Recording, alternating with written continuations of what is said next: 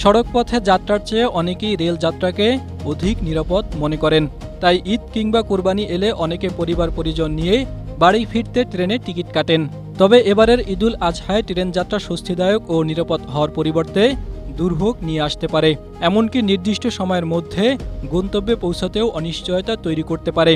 এর প্রধান কারণ ইঞ্জিন সংকট। পবিত্র ঈদুল ফিতরের মতো এবারও ইঞ্জিন সংকটের কারণে যাত্রীদের দুর্ভোগ পোহাতে হতে পারে। রেলওয়ের পূর্বাঞ্চলের কর্মকর্তারা বলছেন, সময়সূচি মেনে ট্রেন চালাতে যে পরিমাণ ইঞ্জিন থাকার দরকার তা রেলের কাছে নেই। প্রয়োজনের তুলনায় অন্তত 40 থেকে 45টি ইঞ্জিন কম রয়েছে। স্ট্রবেরি সুপার ডটেড ও ক্লাসিক ভ্যারিয়েন্ট সেন্সেশন জাগুক শিহরণ।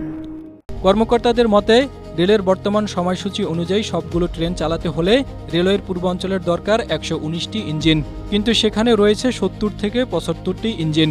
যদিও কাগজে কলমে ইঞ্জিন আছে 129টি।